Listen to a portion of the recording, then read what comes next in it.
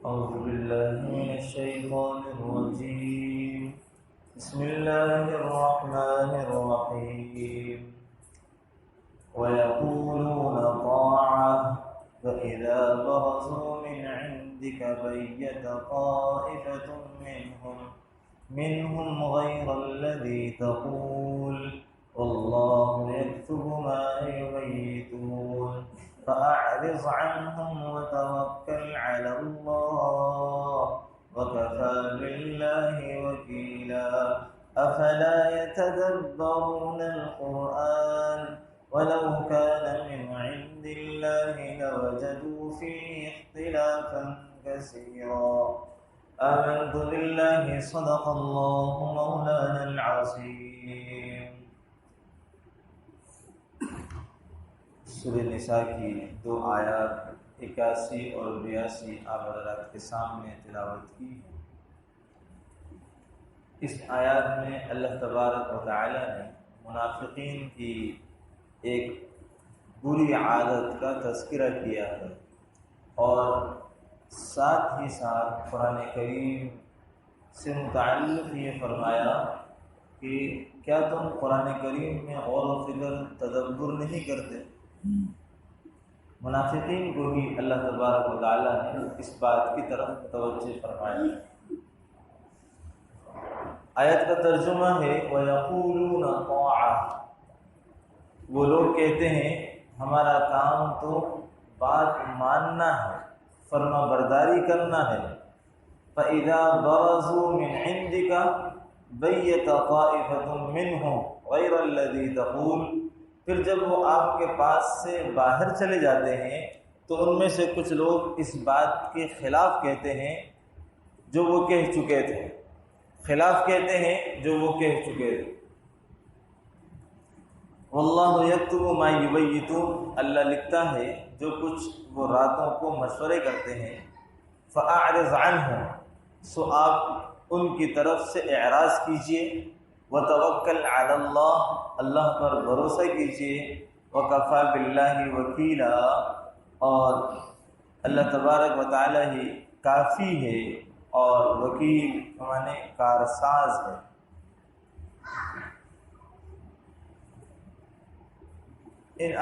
اس آیت کے اندر اللہ تبارک و تعالی نے منافقین کا شیوا، ان کی عادت کا تذکرہ اس طرح سے کیا کہ جب وہ آپ صلی اللہ علیہ وسلم کی مجلس میں ہوتے تھے تو وہ کہتے تھے ہم تو آپ کے فرما بردار ہیں، آپ کے جانثار ہیں، آپ پر مر مٹنے والے ہیں، آپ کی بات پر ہمارا ایمان ہے، ہم تو صرف اور صرف آپ کی ہی ہیں.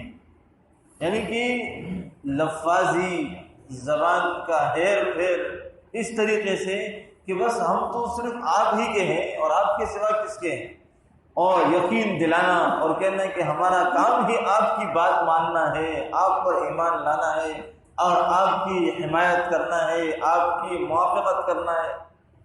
ہاں، جب آپ کی خدمت سے چلے جاتے تو اللہ نے فرمایا بیت طائفۃ منہم غیر الذی تقول. تو پھر وہاں جا کر کے ایک جماعت ان کی راتوں کو ان باتوں کے خلاف مشورہ کرتی جو یہ آپ علیہ السلام کے سامنے کہہ چکی.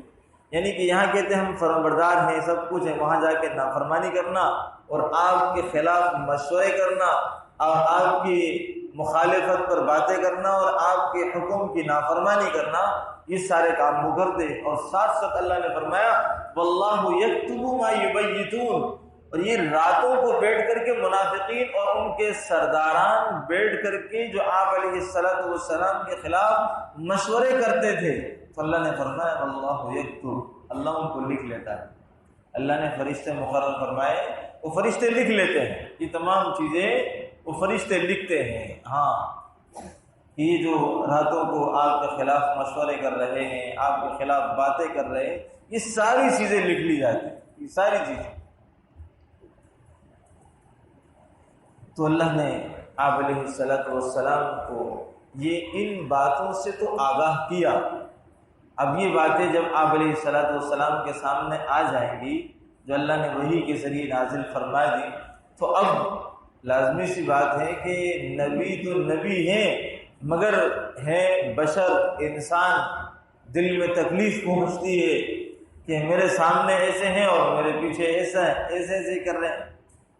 تو اللہ نے فرمایا فَأَعْرِضْ عَنْهُمْ، آپ ان کی طرف متوجہ نہیں ہوئیے، آپ ان سے اعراض کیجیے، ان کو چھوڑ دیجیے، ان کی پرواہ مت کیجیے۔ فَأَعْرِضْ عَنْهُمْ، ان سے اعراض کیجیے، اپنے آپ کو، اپنے دل و دماغ کو ان کی طرف متوجہ کر کے اپنے آپ کو ٹینشن میں، پریشانیوں میں نہ ڈالیے، ہاں دل کو تنگ مت کیجیے، پریشان مت کیجیے۔ فَأَعْرِضْ عَنْهُمْ، ہاں وَتَوَكَّلْ عَلَى اللَّهِ، اللہ پر بھروسہ کیجیے، اللہ پر بھروسہ کیجیے، اللہ کی ذات پر، ہاں اللہ تبارک و تعالی ہی ان کے ساتھ آپ کے حق میں بہتر فیصلہ فرمانے والے۔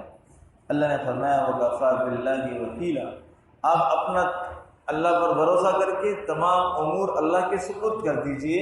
وَكَفَى بِاللَّهِ وَكِيلًا، اللہ تبارک و تعالی ہی آپ کے لیے کافی اور بہترین کارساز ہے، کام کو بنانے والے، انسان کی تمام چیزوں کو درست کرنے والے اللہ تبارک و تعالی کی ذات۔ اور یہاں اللہ کے رسول علیہ السلام کو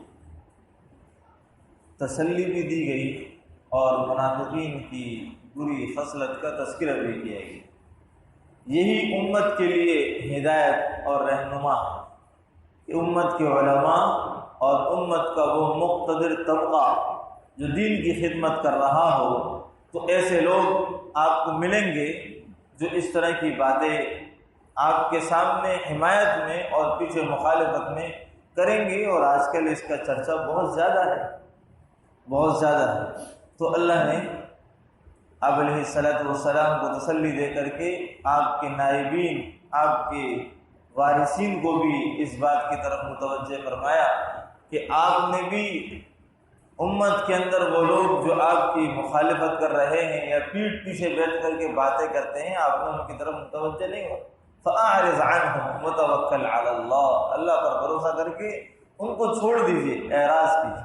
ہاں آگے اللہ نے فرمایا افلا يتدبرون القرآن، کیا تم قرآن کریم میں تدبر نہیں کرتے، غور و فکر نہیں کرتے، سوچ بچار نہیں کرتے؟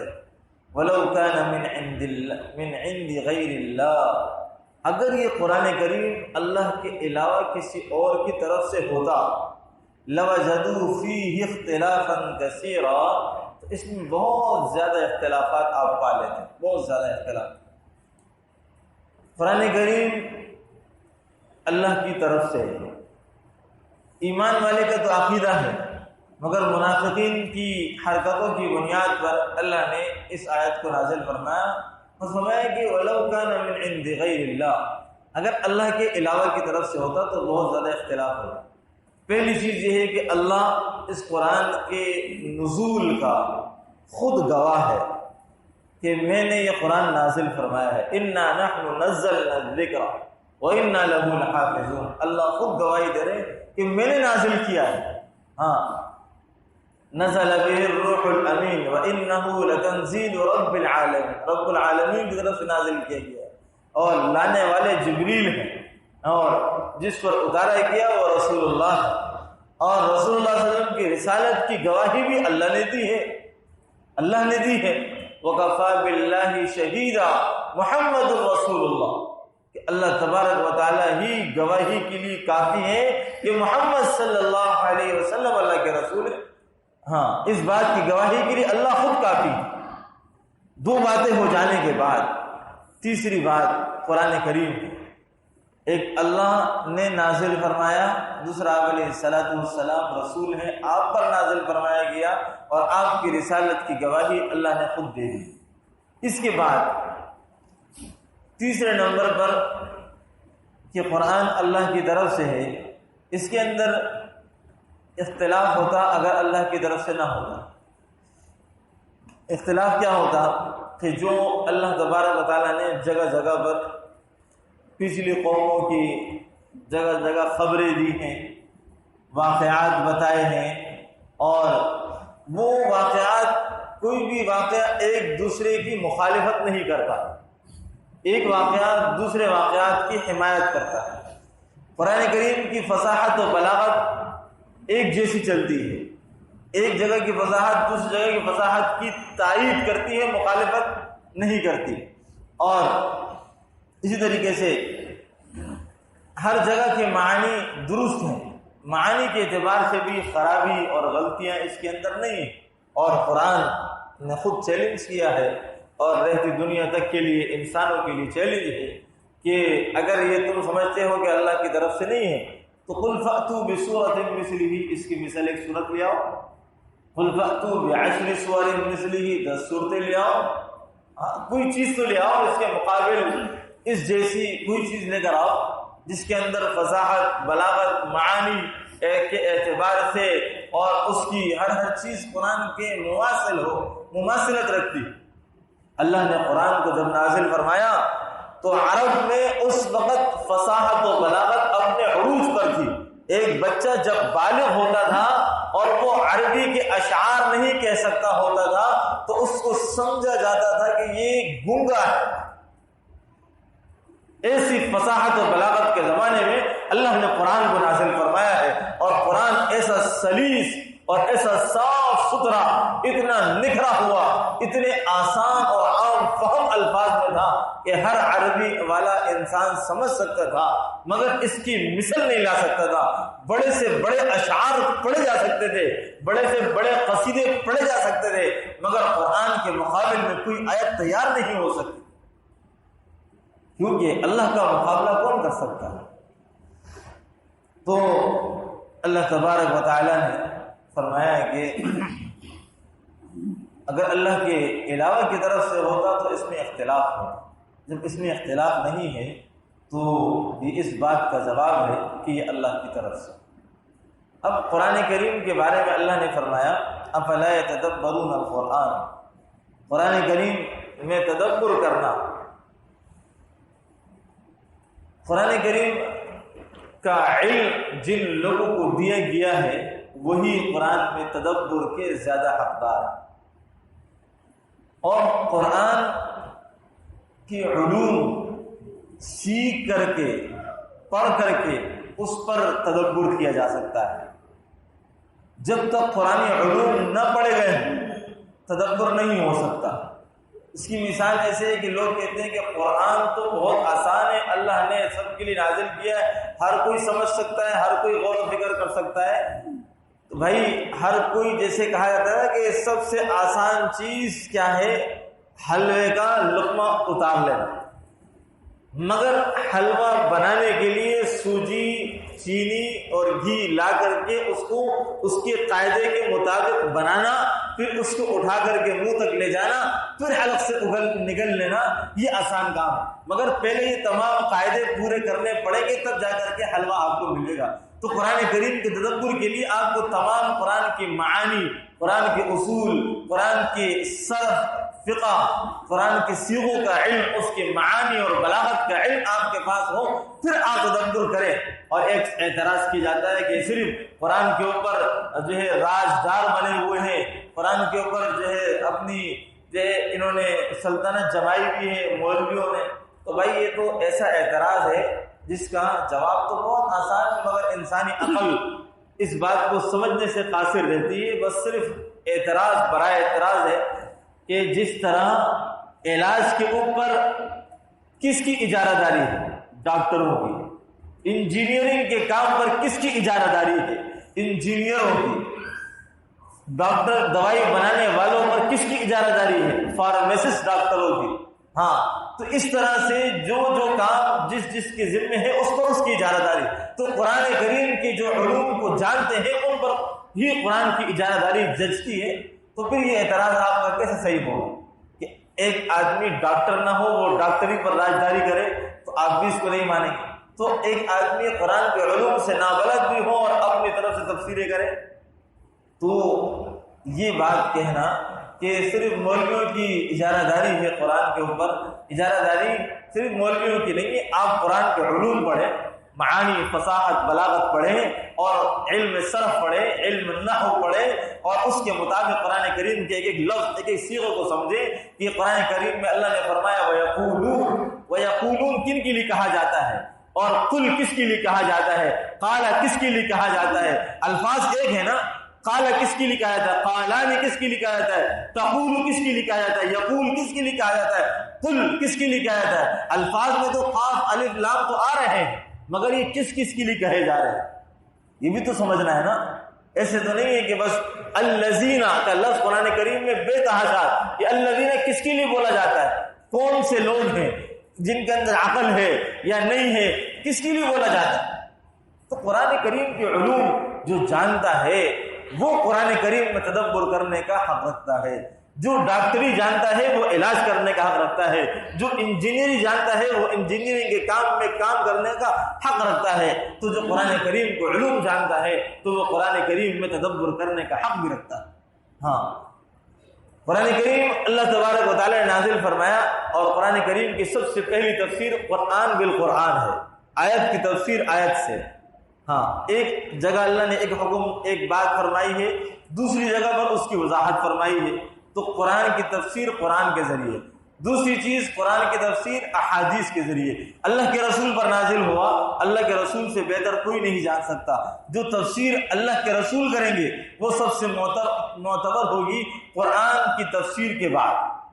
پھر اس کے بعد جن مضامین کو صحابہ نے بیان کیا ہے، جن کو صحابہ نے بیان کیا ہے تو گویا اللہ کے رسول سے سیکھ کر کے بیان کیا ہے، تو پھر ان کی تفاسیر کا اعتبار ہے، ان کے اقوال کا اعتبار ہے. ہاں، تو ہر آدمی قرآن کریم میں تدبر کر تو سکتا ہے مگر قرآن کریم کے بعد احکامات سمجھا جا سکتے ہیں کہ اللہ نے قرآن میں ان چیزوں کا حکم دیا، ان چیزوں سے منع کیا ہے، ہر آدمی سمجھ سکتا ہے. بتا دیا جائے نماز کا حکم دیا ہے، گناہوں سے منع کیا ہے، چوری سے منع کیا ہے، زنا سے منع کیا ہے، سود سے منع کیا ہے، شراب سے منع کیا ہے، زنا سے منع کیا ہے. یہ سب قرآن کریم کے حکم ہے اور اللہ نے بیان فرمائے ہیں، عام الفاظ ہیں، یہ سمجھائے جا سکتے ہیں، بتائے جا سکتے ہیں، انسان سمجھ سکتا ہے. اس کے علاوہ جو علوم ہیں ان کو سمجھنے کے لیے انسان کو علوم کی ضرورت ہے. اللہ تبارک و تعالی ہمیں بھی قرآن کریم کے علوم سیکھنا اور اس کے بعد ان کے معانی اور اس پر تدبر کرنا اچھی بات ہے، مگر قرآن کریم کا ترجمہ پڑھنا بھی ضروری ہے. مگر ترجمے میں آپ کو کوئی بات سمجھ میں نہ آئے تو اس کی رہنمائی علماء سے لینی، اس کی رہنمائی علماء سے. اپنی رائے سے، اپنی عقل سے کوئی مطلب سمجھ لینا تو یہ گمراہی ہے، یہ گمراہی، اس سے بچنا چاہیے. ہاں، اور ایک آدمی نے، ایک شخص نے بہت زبردست بات کہی کہ کسی کے والد نے اگر خط لکھا ہو اور کہا ہو یہ خط پڑھ لینا، اب وہ خط لکھ کر کے گیا ہے چائنیز زبان کے اندر اور ہم اردو بولنے والے ہیں، باپ نے خط لکھا ہے چائنیز زبان کے اندر، تو کیا آپ اس کو اٹھا کر کے پڑھ لیں گے، چوم لیں گے، رکھ دیں گے؟ صرف آپ یہ تو سوچیں گے نا کہ یار میرے باپ نے کیا لکھا ہے، اس کے اندر کیا لکھا ہے ہمارے لیے. اس کے لیے چائنیز زبان کو تلاش کریں گے، چائنیز بولنے والا جو ترجمان ہو اس کو دکھائیں گے، جو پڑھ سکتا ہو اس کو دکھا کر کے کیا ترجمہ ہے، کیا کہا ہے ہمارے باپ نے ہمارے لیے. بے چین ہوگا کہ اس کو میں سمجھ لوں، اس کو میں سیکھ لوں کہ میرے باپ نے مجھے کیا کہا ہے، اس خط میں ہمارے لیے، ہمارے گھر والوں کے لیے کیا لکھا ہے. اللہ نے اتنا بڑا کلام ہمیں دیا اور یہ ہماری ہدایت کے لیے دیا، ہماری رہنمائی کے لیے دیا، اور ہم نے اس کو صرف بند کر کے رکھا ہوا ہے، صرف الفاظ پڑھ لیتے ہیں اور یہ نہیں پتا کہ اللہ نے ہمیں کیا فرمایا، ہمیں کیا فرمایا. باپ کی خط کے لیے تو اتنی بے چینی ہے مگر اللہ کے کلام کے لیے دل میں کوئی بے چینی نہیں ہے کہ اللہ کا کلام مجھ سے کیا کہتا ہے، میں بے چین کیوں نہیں ہوں اس کے لیے، اللہ نے مجھ سے کیا کہا ہے، اللہ نے مجھ سے کیا چاہا ہے، ہم اس کے لیے بے چین نہیں. یہ سمجھنے کی بات ہے. ہاں، تو اس کے لیے قرآن کریم کا ترجمہ ہی پڑھیں، دن میں اوقات میں 1 گھنٹہ اپنے نکالیں، کچھ تلاوت کریں، کچھ قرآن کریم کا ترجمہ پڑھیں تاکہ پتہ چلے کہ اللہ کا کلام، اللہ کا قرآن ہم سے کیا کہتا ہے. جہاں کوئی بات سمجھ میں نہ آ جائے ترجمے کے اعتبار سے، مفہوم کے اعتبار سے، تفسیر کے اعتبار سے، تو علماء سے رابطہ کر کے وہ مفہوم و معانی سمجھے جائیں، اپنی طرف سے کوئی مطلب اخذ نہ کیا جائے۔ اللہ تبارک و تعالی عمل کرنے کی، سمجھنے کی توفیق نصیب